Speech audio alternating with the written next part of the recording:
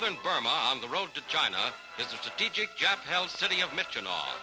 2 miles to its south is Myitkyina airstrip, key to the capture of this stronghold. United States transports and gliders head for the field taken just hours before by Chinese and American troops. Aboard these big ships, Chinese reinforcements and American airborne engineers ride together with tractors and other air base equipment. Below is the rough shell and bomb-pocked Myitkyina strip, still under enemy fire, where the heavily loaded gliders must land.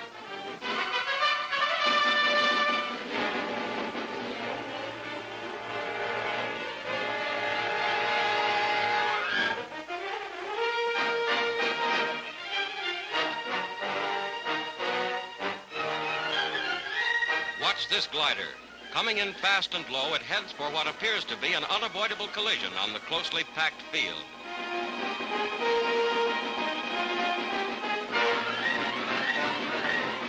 The gliders unload. Some of these troops will stay to guard and recondition the airstrip, but most will push on to take the city of Myitkyina.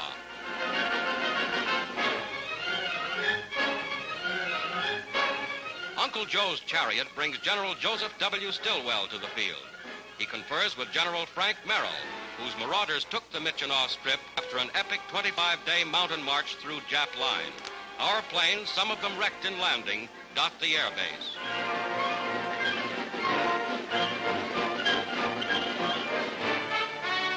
Jap opposition continues from the air. An enemy plane comes over to attack the field.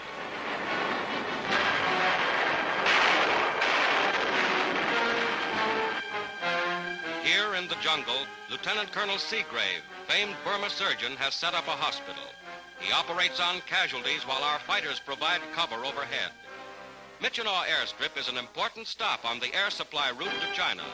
Thanks to American and Chinese soldiers fighting in hot, insect-ridden swamps and jungles, it is now in Allied hands.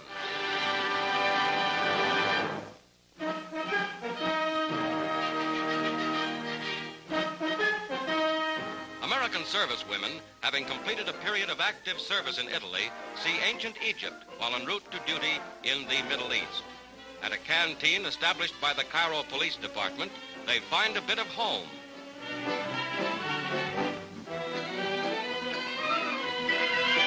Like thousands of tourists before them, these American Army women visit the Sphinx and the pyramids.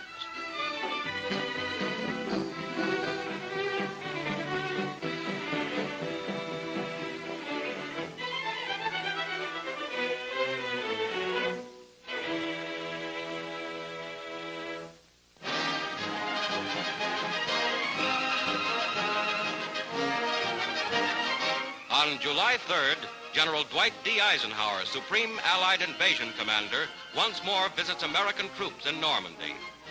With Lieutenant General Omar Bradley, United States Ground Commander, and Major Witch of the 79th Division, he tours units and division commands. Eisenhower journeys to talk with Major General Lightning Joe Collins on the outskirts of Cherbourg. Next day, shells are stacked high. At exactly noon, in observance of July 4th, America's Independence Day, every United States gun in Normandy will send a shell crashing into the enemy. General Bradley will fire one of the long toms.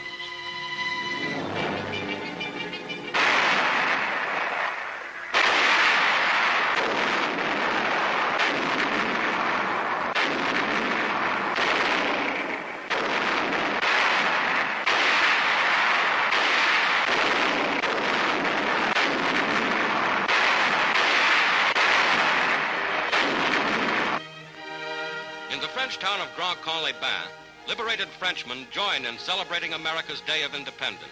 The stars and stripes and the French tricolor go up side by side. Trained by their schoolmaster, the children of the village join in singing America.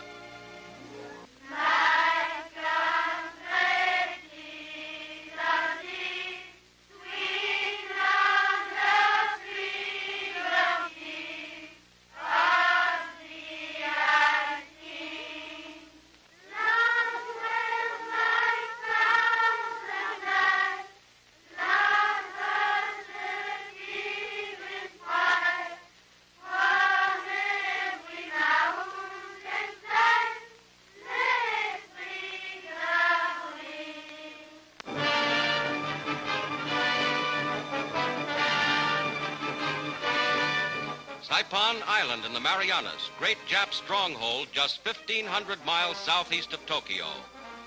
Here, American carrier-based planes land at recently captured Aslito airstrip, now renamed Conroy Field. For 3.5 weeks, planes, ships, guns, and men have fought fiercely in the greatest land battle of the Pacific theater to date. The carrier planes gas up for action. Nearing the final stages of the campaign, fighters and bombers take off to smash the Japs in the northern tip of the 75-square-mile island.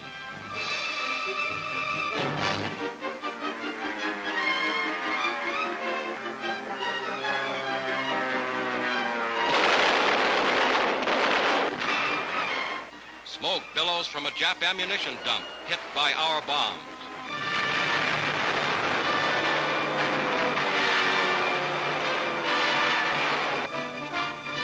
On Hill 500, north of Conroy Field, Lieutenant Colonel Evans Carlson, famed Marine Raider commander, sees the progress of the battle as United States mechanized equipment and men move up in force against the enemy. Marine and Army divisions, backed up by Vice Admiral Mark Mitcher's Task Force 58, must complete the annihilation of 20,000 Japanese troops on Saipan.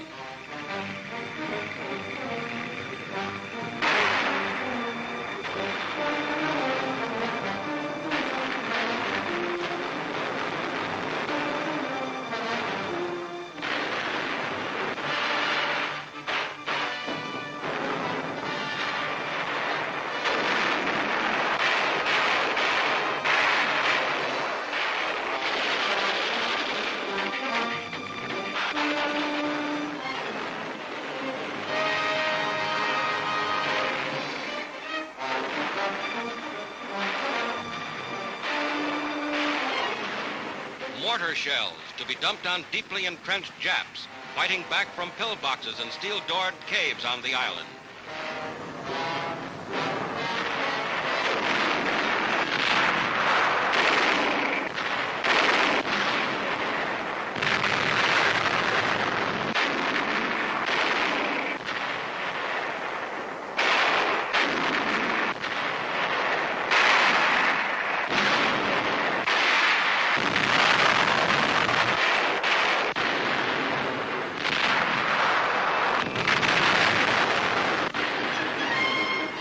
Direct hit on a Jap cave as relentlessly United States guns clear the path for our advancing forces. In the battle for Saipan, 2,360 Americans were killed. For the Japs, there were 19,000 dead in this action.